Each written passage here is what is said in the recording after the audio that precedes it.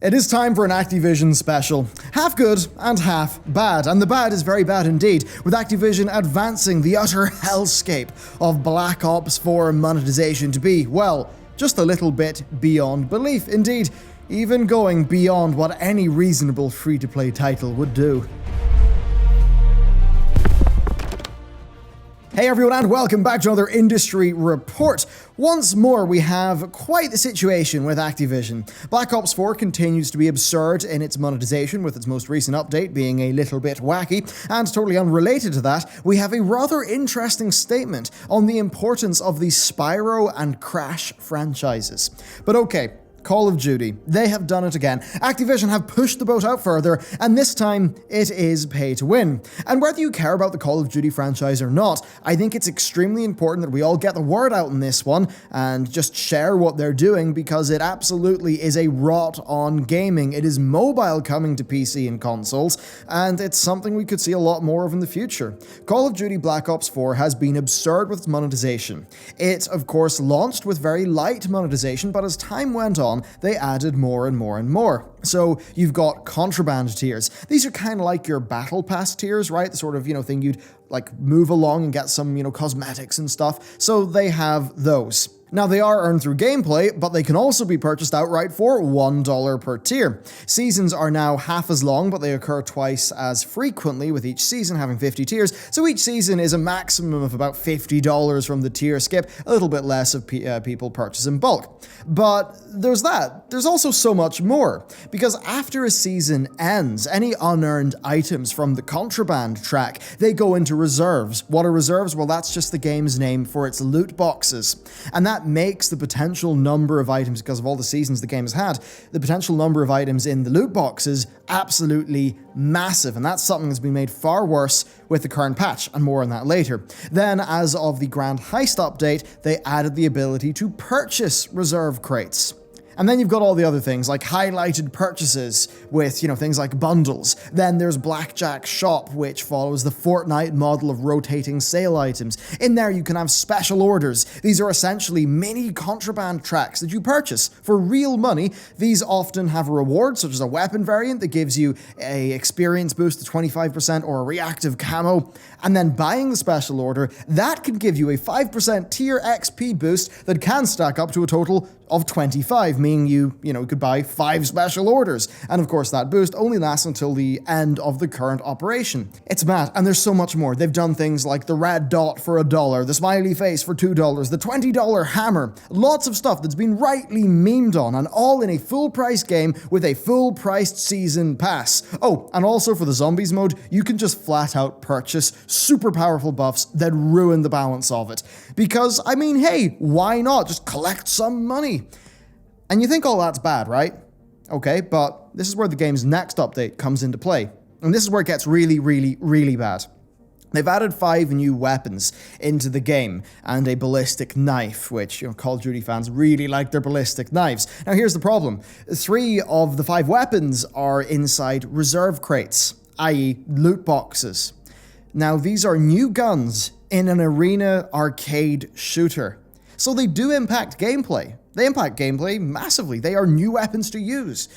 So this absolutely is a case where people with near infinite disposable income can buy an advantage that other games will not have in a AAA Western published game.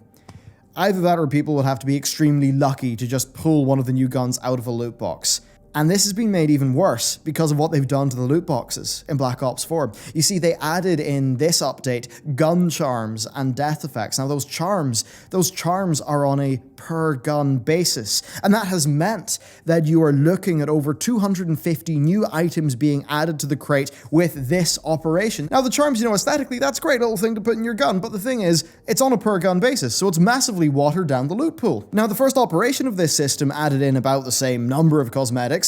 So overall, like the Spectre Rising and the Summer one, that's 500 new items into the loot boxes, and then according to Reddit, that's on top of over 800 items from past seasons, where, the contraband track stuff's been put into the crates. And that means that if I go to play the game right now, having played it at launch and not that much since, there's over 1,000 items in the loot box pool. Now, each loot box gives me 3 items, meaning that the chance of getting one of the new loot box guns, the 3 new loot box guns, or the ballistic knife, that is insanely low. And it's even worse because the dupe protection in this game is absolutely wild. It's terrible.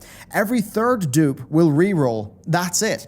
That is utterly wild in comparison to other games that will give you a dupe currency, like Dust and Hearthstone, which at least means that you can save up towards the thing that you want, or games that, just do not have dupes coming from their boxes at all.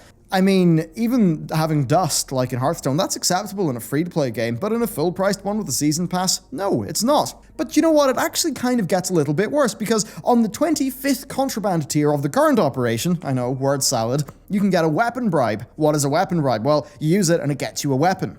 Sounds good, right? But no, not really, because the pool of guns is massive. Because it doesn't just include the 3 new guns and the ballistic knife. No, it includes the Mark II versions of all existing guns, plus some melee weapons, meaning that your chance of getting the new weapons from the weapon bribe is super low. So if you want these new weapons, it's either going to cost you a lot of money or extreme luck. But for most people, it just won't happen. And remember, these are new guns. This is a case of gameplay impacting microtransactions.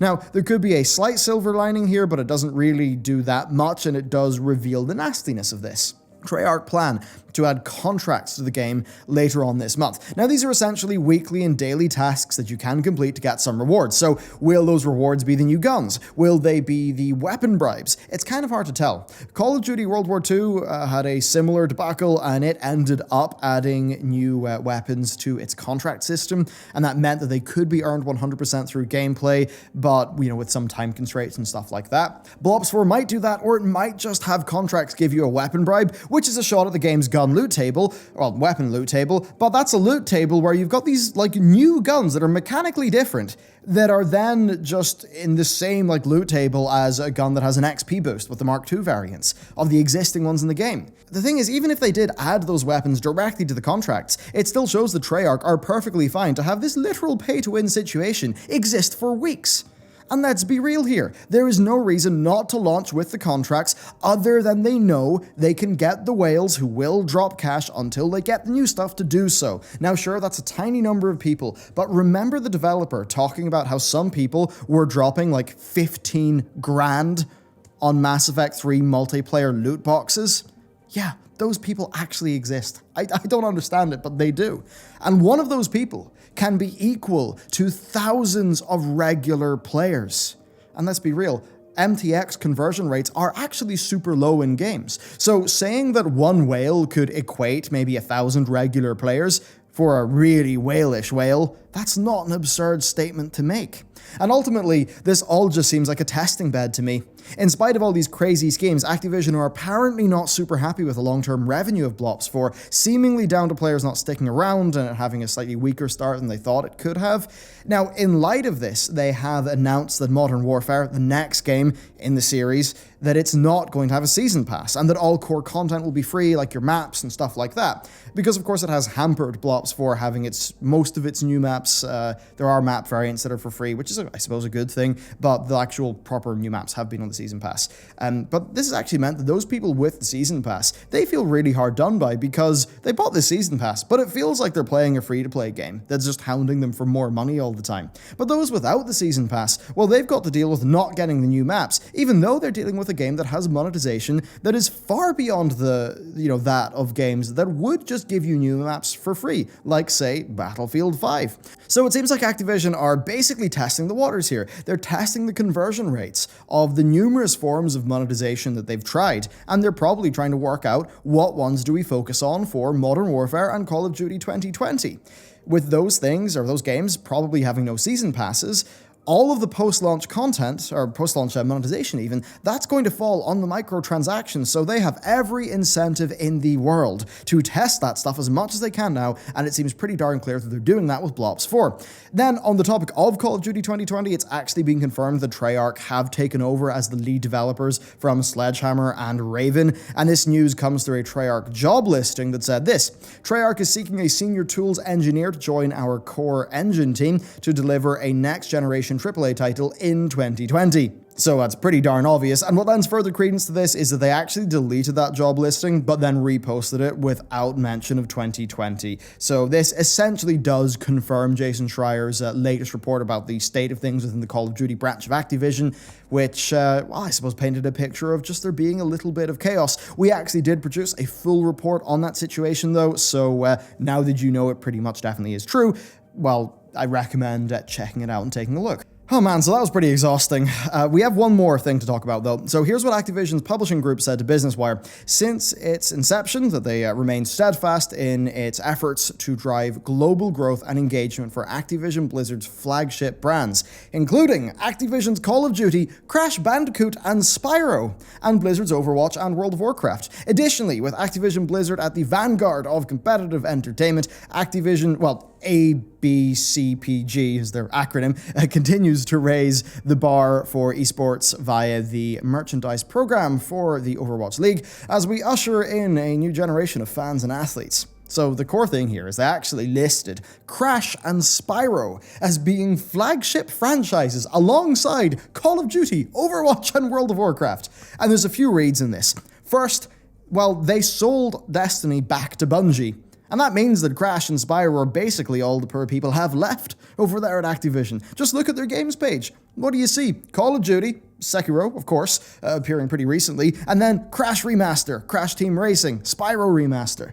So, like, is this statement, what is it, right? This could be a reflection of just how little they have in terms of IP, and that they needed to mention what they have, but it could also be hinting at them genuinely believing that Crash and Spyro have the potential to basically be massive franchises for them. Indeed, the remaster sold super well, like really, really well from what I understand, and that means that the economic case could be made that there is interest in those franchises.